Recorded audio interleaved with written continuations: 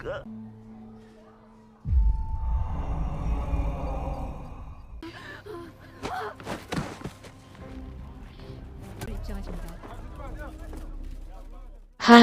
rakyat Halu, kembali lagi di Halu Film. Kita akan melanjutkan alur cerita dari Hellbound yang makin seru. Setelah di episode 2 kemarin, kita sampai pada saat tiba waktunya Junja akan dieksekusi oleh malaikat neraka. Penasaran kan kelanjutannya? Mari langsung saja, inilah Hellbound episode 3, Jackie, cerot, cerot, cerot.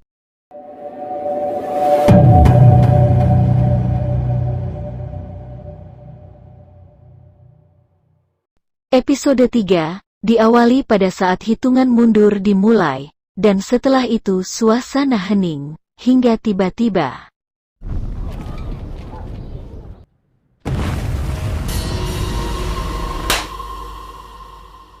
Oke, kita ulang lagi.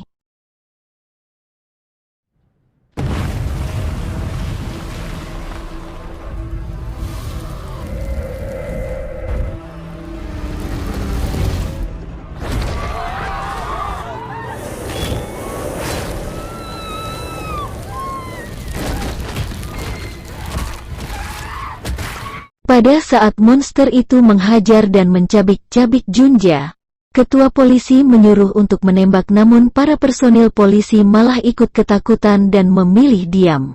Ada juga Yunpyo yang malah kegirangan melihatnya. Hanya Pak Hon yang berani menghampiri dan menembak monster itu berulang kali. Namun namanya makhluk beda alam, cuma terasa geli-geli. Pak Hon pun dihempaskan hingga tak sadarkan diri.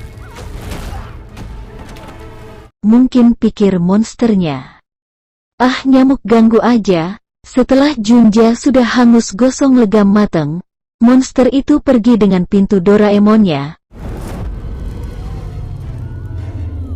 Setelah semua itu selesai, Yunpyo menghampiri jasad Junja, dan ia pun sujud lalu diikuti semua orang yang ada di lokasi itu. Hanya Hejin dan rekannya dan salah satu kameramen TV yang tidak ikut sujud.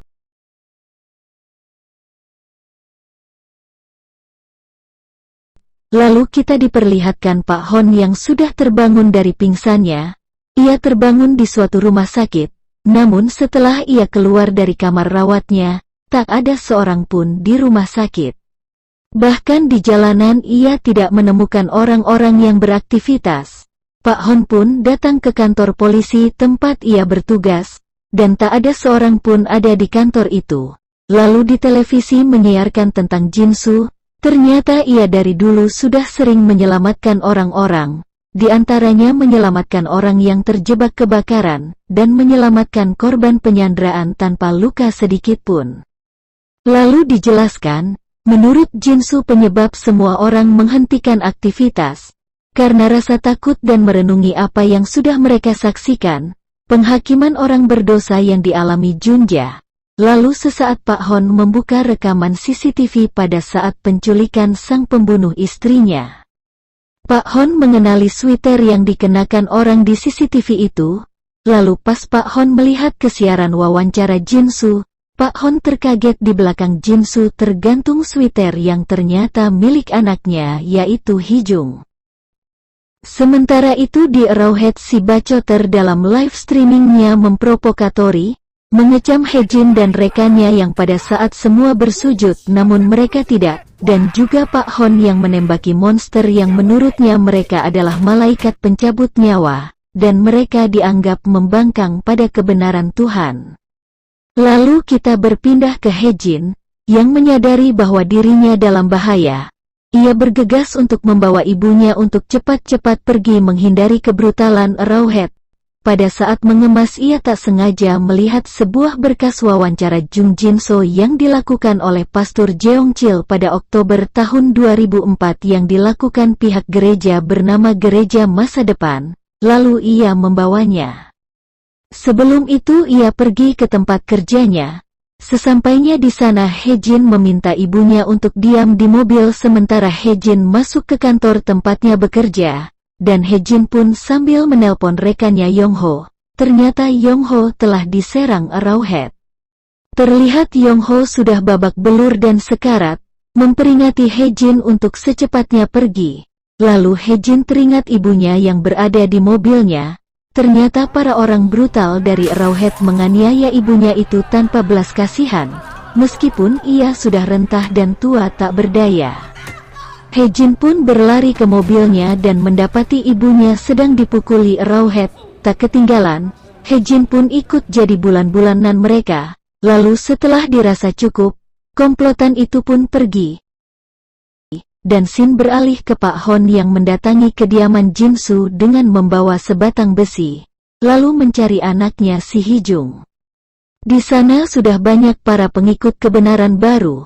Pada saat Pak Hon mau masuk, ia dihadang oleh massa, namun Pak Hon yang penuh amarah terus memberontak, yang pada akhirnya ia sampai di depan kamar Jinsu dan langsung menghancurkan pintunya.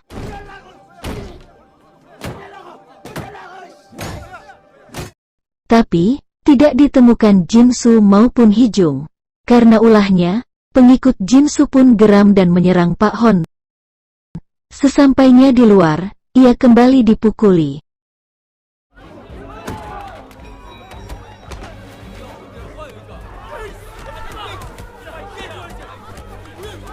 Hingga tiba-tiba HP-nya yang terjatuh berbunyi dan ternyata panggilan dari Jinsu. Jinsu pun menyuruh Pak Hon untuk memperlihatkan pada massa yang mengerumuninya, dan Jinsu memberitahu keberadaannya pada Pak Hon. Dan kita kembali pada Hejin, yang membawa ibunya ke rumah sakit pasca penyerangan tadi. Lalu memasukkan ibunya ke IGD, dan Hejin disuruh menunggu di luar. Di sana orang-orang di rumah sakit berbisik-bisik, karena melihat Hejin, dan Hejin sadar kondisinya yang dimusuhi semua orang, ia pun masuk ke IGD untuk melihat ibunya. Yang ternyata tidak ada satupun perawat ataupun dokter yang menanganinya, dan ibunya Hejin pun sudah meninggoy. Kini kita kembali pada Pak Hon, yang datang ke suatu tempat sesuai petunjuk dari Jinsu. Bersamaan dengan Hejin yang pergi ke rumah Pastor Jeongchil, Hejin menanyakan perihal rekaman wawancara Jeongchil pada Jinsu, dan Jeongchil memutar rekaman itu. Hejin pun terkaget mendengar isinya dari jawaban Jinsu, yang berisi pernyataan bahwa Jinsu pun menerima pesan kematian pada 20 tahun silam. Pada saat Hejin meminta salinan rekaman itu, Pastor Jeongchil malah menghapusnya, yang ternyata ia telah sepakat pada Jinsu. Setelah Jinsu tiada, Jeongchil akan menggantikan Jinsu sebagai ketua kebenaran baru, asalkan Jeongchil mau merahasiakan semua yang terjadi sebenarnya. Dan sebagai bukti jika Jeongchil dapat dipercaya, ia harus membunuh Hejin. Hejin pun yang menyadari bahaya, langsung berusaha kabur. Tapi sayangnya setelah berhasil keluar, para anggota Arrowhead sudah berada di depannya dan memukuli Hejin habis-habisan. Lalu kita beralih pada Pak Hon dan Jinsu. Lalu kita dibawa ke masa lalu Jinsu saat menerima nubuat kematiannya. Jinsu pun sebenarnya mencari-cari arti semua fenomena yang terjadi, padahal ia sudah menjalani hidup dengan menjadi orang baik, terlebih pada saat ia berharap akan kembalinya ibunya.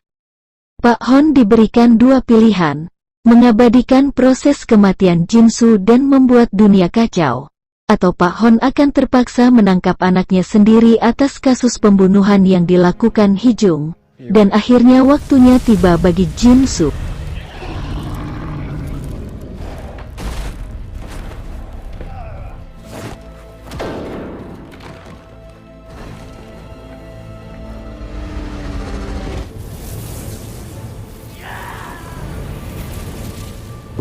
Pada akhirnya Jinsu pun menjadi tengkorak yang hangus terbakar. Lalu Pak Hon pun pulang ke rumahnya, dan bertemu Hejung. Terlihat wajah datar Hijung pada saat memeluk anaknya, dan episode 3 pun selesai. Terima kasih sudah stay di konten Halu Film.